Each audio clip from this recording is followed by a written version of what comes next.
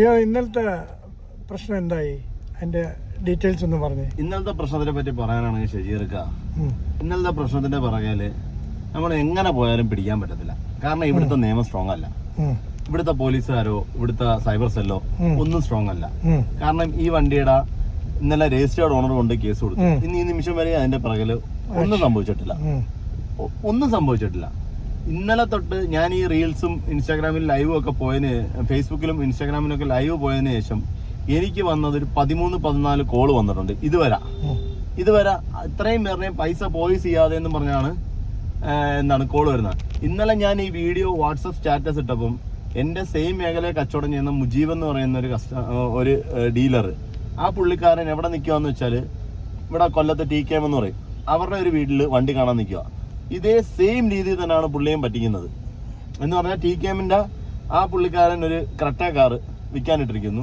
ആ കാറ് ഒരു പുള്ളിക്കൊരു കോള് വരുന്നു. എന്ന് പറഞ്ഞാൽ സെല്ലറിനൊരു കോള് ചെല്ലുന്നു. സാറേ ഞാനൊരു ഡീലറാണ്, അപ്പൊ എന്റെ വണ്ടി കൊടുക്കാനുണ്ട്. അല്ല സാറേ ഞാനൊരു ഡീലറാണ്, സാറിന്റെ വണ്ടി കൊടുക്കുന്നുണ്ടോ? അപ്പം എനിക്കൊരു കസ്റ്റമർ ഉണ്ട്, ഞാൻ അവരെ അങ്ങോട്ട് വിടാം. സാർ അപ്പം വിലയൊന്നും പറയരുത്, സാറ് വില മിണ്ടരുത്. ഞാൻ സാറിന് അപ്പം ആ സാറ് ചോദിക്കുന്ന 14.5 ലക്ഷം രൂപയാണ് ക്രെറ്റയ്ക്ക് വില ചോദിക്കുന്നത്. അപ്പം ഇദ്ദേഹം പറയുന്ന സാറിന് 14 ലക്ഷം രൂപ സാറിന് കിട്ടും, ഞാൻ അതിന് മേലിലേക്ക് വെച്ചിട്ടാണ് വിൽക്കുന്നതെന്ന് പറഞ്ഞു. അങ്ങനെ ഈ മുജീബ് എന്ന് പറയുന്ന ഡീലറിന് കോള് ചെല്ലുന്നു. എന്ന് പറഞ്ഞാൽ എനിക്ക് ഇഷ്യൂ ഉണ്ടാകുന്ന 2 മണിക്കാണ്, മുജീബിന് കോള് ചെല്ലുന്നത് 5:30 മണിക്കാണ്. അപ്പൊ പുള്ളിക്കാരൻ അവിടെ ചെല്ലുന്നു, ആ വീട്ടിൽ ചെല്ലുന്നു. അപ്പം ചെല്ലുമ്പോഴത്തേക്ക് ഈ മുജീബ് എന്ന് പറഞ്ഞ പുള്ളിക്കാരൻ്റെ അടുത്ത് പറയുന്ന, ഈ കാനഡയിൽ ഇരിക്കുന്ന ഇവൻ പറയും, എനിക്ക് കോള് വന്നപ്പോ ഹർഷാദ് എന്നാണ് പേര് പറഞ്ഞത്. കാരണം ഞാൻ പോയി കാണുന്ന ക്രിസ്റ്റയുടെ ഓണറിന്റെ പേര് ഹർഷാദ്.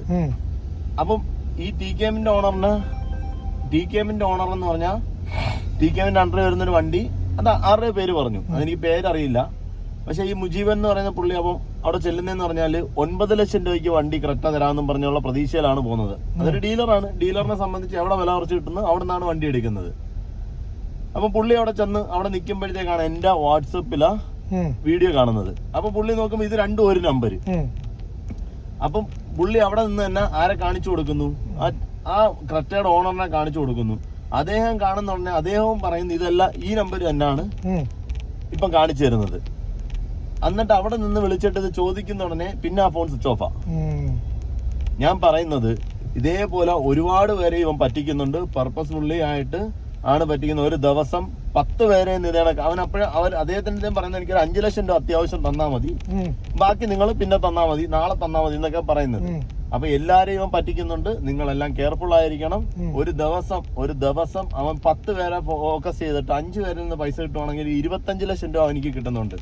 നമ്മളൊരു മനുഷ്യൻ, ഒരു ശരാശരി മനുഷ്യൻ 25 ലക്ഷം രൂപ അധ്വാനിച്ചെടുക്കണമെങ്കിൽ എത്ര നാള് കിടന്ന് കഷ്ടപ്പെടണം. നിങ്ങൾ അതുകൊണ്ട് മനസ്സിലാക്കിയിട്ട് കാര്യങ്ങൾ ചെയ്യാവൂ. എല്ലാ ഡീലേഴ്സിനും അവയർനെസ് വേണം. ആ നമ്പർ ഞാൻ ചെയ്ത് ഇട്ടിട്ടുണ്ട്. ഇപ്പോഴും ഞാൻ കമന്റിനകത്ത് ഈ നമ്പർ ഇടും.